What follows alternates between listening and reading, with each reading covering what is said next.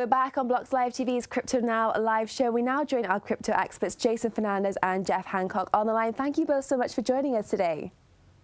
Thanks for having me, Jess. Always a pleasure. Now we're going to start and have a look at the cryptocurrency markets. They have retreated slightly following the recent surge. So what are your thoughts on what we've seen on the markets and where are we heading on from here? Jeff, we'll start with you. Well, I think we traditionally see a little bit of ebb and flow of the market. I mean, we had that big shoot up, and it was only a week ago we saw this big rise through 5,000 up to where we are now, that 5,300. And people are naturally going to take some profits. What we aren't seeing is this huge amount of sell pressure that usually accompanies a massive surge like this. So we may have found a new kind of price range. I think people are going to take some profits and kind of explore and reprice the market a little bit. If you want to look at your technical analysis parts, then we've got strong support at 4,900, but kind of nothing really else happening until we get closer to 6K. So I think we'll see a little bit of movement back and forth and a bit of sideways movement for a little while before we see another big spike. Okay, so you're expecting a spike. Now, Jason, what is your interpretation of what we're seeing right now, and where do we go from here? Yeah, so I think the markets have retreated, but only slightly. So if you look, the largest downward change on the top 10 list is Cardano, and that's only down 4%. Bitcoin Cash is down 3.8%, but it had been trading sideways for a while, and then it recently popped up. So that would just be traders taking some profits. So I think that's what we've seen in the market overall too, and it's not unusual for markets to slightly correct after a sharp pop. Actually, this has really been probably a really optimistic situation, because given how meteorically it rose in a span of just a couple of days, you would probably expect the correction to be a lot more severe. And right now we're hovering at 5,200, which is about only 100 off from the highest we've ever been in the recent past. So overall, I'm pretty optimistic. And what's interesting as well, I'd love to get your take on both of this. So we have seen Coinbase recently announce listings for EOS, Algor's REP, and Maker on its Pro trading platform. What we used to see is assets surging on cryptocurrency exchange listing announcements. So Jeff, we'll start with you on this one. Have we seen this paradigm change and shift? Yeah, I think we have seen it shift a little bit. It's a really, really good question. And a good thing to remember is that Coinbase didn't always have two platforms. They had their main brokerage platform, which did all the fiat operations, and the secondary platform now, which is the Coinbase Pro. And what's good to remember here is that when still being connected to the old world, kind of fiat and banking, there's only so many assets that, compliance in those kind of banking sectors will allow you to sell for fiat. So what they're seeing is adding these new tokens to their Pro exchange is kind of a bit lackluster now. If you look at the Pro exchange, they don't have nearly as many pairs as something like maybe Binance or any of their other competitors. So the Pro kind of lags behind the rest of the market. And I think that's why we don't see this big, hype around some of the Coinbase listings, because when they had only Bitcoin and say Litecoin, for instance, and they finally listed Ethereum, that was a big deal. When they finally brought on stuff like XRP, that was a really big deal. But they're not adding a hell of a lot more stuff to their brokerage platform right now, and that's probably why we're not seeing as much excitement as we used to. Exactly. And Jason, what do you think? Do you agree with that? Because you've been coming on the show since 2018, and even then we have seen a slight difference when we have seen exchange listings. What's your take? Yeah, I agree. I mean, I think overall we're going to see this as becoming less and less of an effect going on, the so-called Coinbase effect. It's certainly been dimming for a while. But I think that, there's an easy explanation for that. Mainly, there's really no problem with liquidity for the most part. So with EOS, for example, they're on several different exchanges. There's never really been an issue with liquidity. So just one other exchange isn't going to make a huge difference one way or the other. And that's actually why we saw the same was true with XRP. So XRP, when it listed on Coinbase, we didn't really see much of a pump. And we see, Augur and Maker have both are actually down something like 3 or 4%. So clearly, the effect, if it's indeed real, has definitely dimmed, if at all. And I think it's just going to become less and less, especially as these cryptocurrencies are more and more exchanges. Now, if this was a new cryptocurrency that was listed on, let's say, a massive exchange like Coinbase, like for the first time, and there was a lot of interest in that cryptocurrency, so then we probably would see a huge pop But currently, given the fact that a lot of these cryptos are on various different exchanges anyways, the incremental difference of having it on one other exchange is really minimal. And that's an interesting point. And Jason, I want to stick with you for our next question because we're also looking at the market rebound. So this was also followed by a sharp increase in CME Bitcoin futures trading volume. I want to ask, did the rivaling CBOE global markets close their Bitcoin futures trading too early? Does a surge in trading have any influence on the price of Bitcoin? What do you think? Okay, so first of all, the futures are actually cash settled. So there's a little direct correlation between that and the price of crypto. Also, if you look at the price correlation for futures contracts that started in January 2nd and ended in June 29th last year, there was little or no discernible price action to suggest that that was actually having any sort of impact. Also, the CBOE's Bitcoin futures trading volumes were decreasing anyway. We saw they had a daily average decrease of 8.1 million to 5.6 million, so a decline of something like 31%.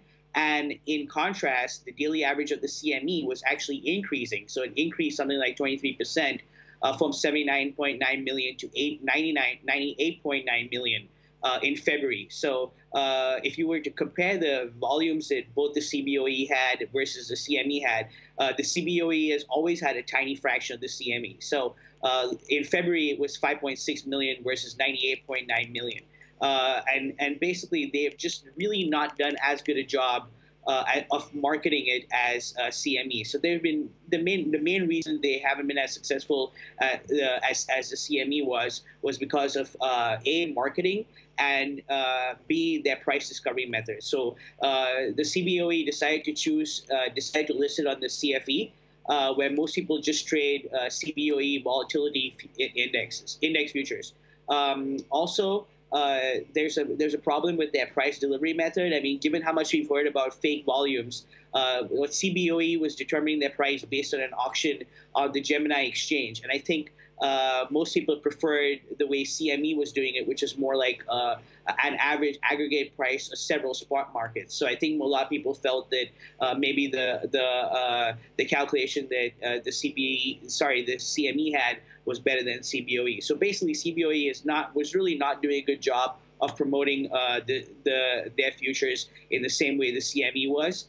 And also the fact that it's cash settled means that there's very little effect that it's going to have on Bitcoin, at least directly. Fantastic. And now, Jeff, I want to turn our attention to you because what we also have here, and we've seen today, is the New York Times technology reporter Nathaniel Popper has recently tweeted that actually, according to his sources, Facebook is looking to raise $1 billion, which could be used as collateral for its stablecoin currency.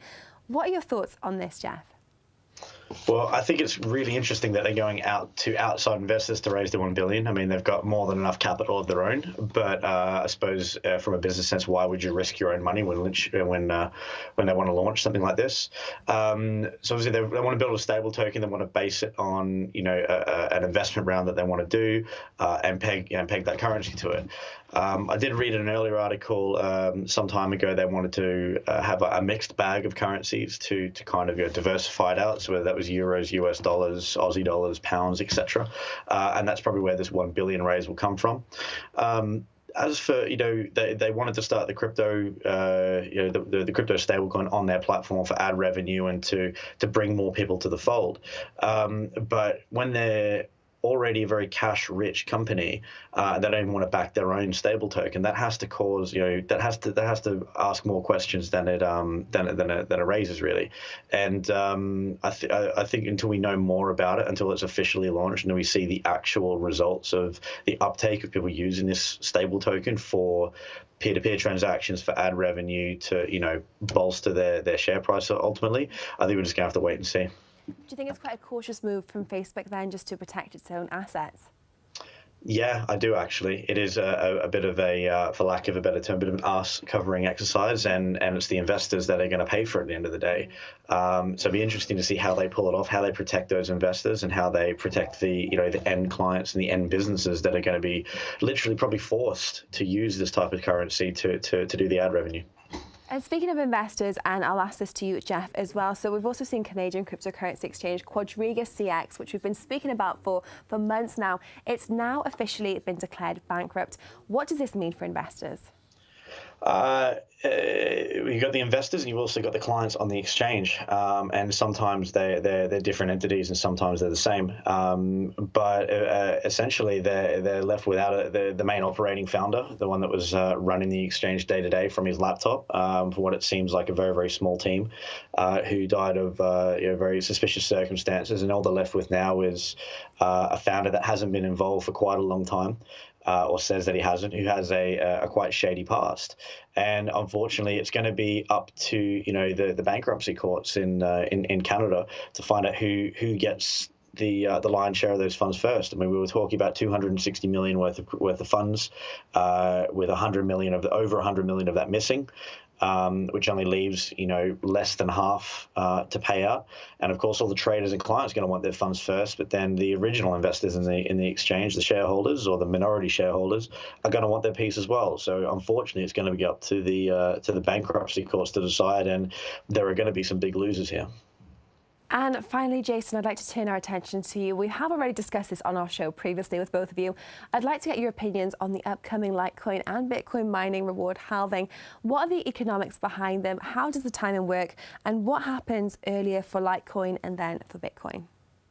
So basically, it's based off of the size of the block and the number of transactions. So it's more of a it's more of a best guess type scenario rather than an actual time. And essentially, we look at how many the size of the block and essentially how many transactions are happening, and based off of that, you can sort of estimate when these halving situations are going to happen.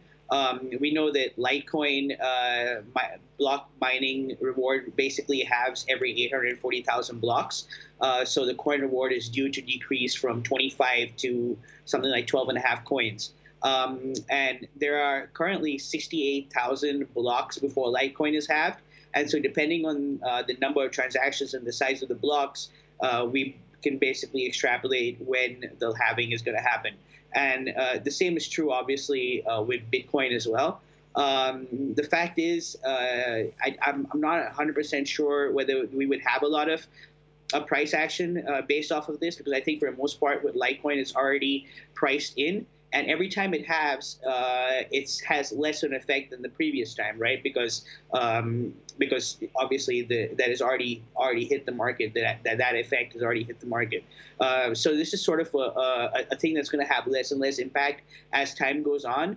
And even Charlie Lee, who is the founder of Litecoin, and he's basically renowned for his crypto predictions, doesn't seem to feel that the Bitcoin halving or the Litecoin halving is going to have much of an effect on the market, particularly with these two cryptocurrencies.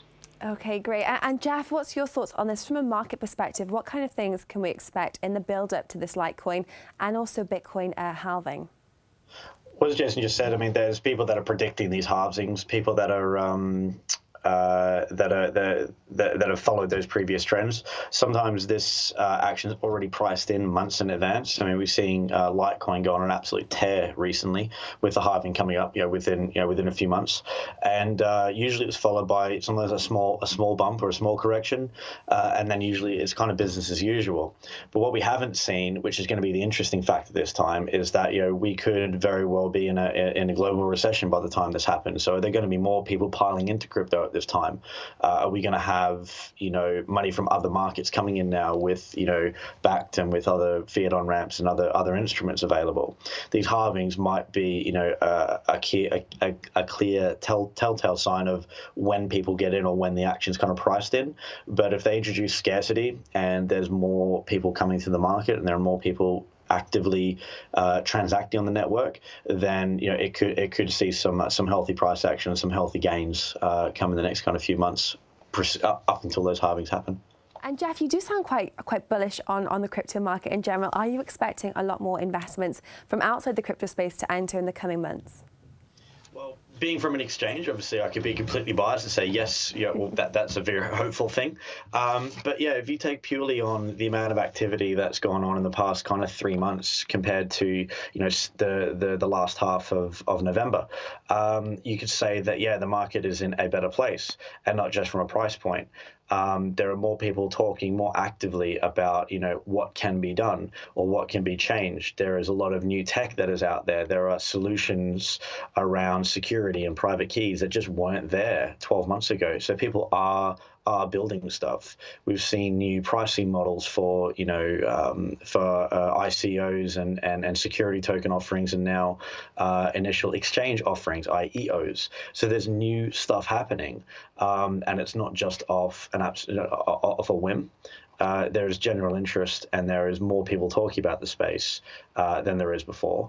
And if we look at the tech and look at long term, and if we kind of put ourselves to where we were in the dot-com bubble of the 2000s, we're still very, very, very early on in that journey. And I think while there's an interest around channels like this and around the tech and around, investing in something that's brand new and using limited risk resources, then yeah, I'm very, very bullish long term. Fantastic. Well, it's certainly an interesting time to be in this space and very excited. So thank you both so much for joining us on the show. It's always a pleasure to hear both of your insights. Thank you, Jeff, and thank you, Jason. Thank you, Jess. Thank you, Jess. Thank you. That's all for this Tuesday's Crypto Now live show. We thank Jason Fernandez and Jeff Hancock for their expert analysis. We also thank you, the audience, for joining us, and invite you all to accompany us every weekday at this same time.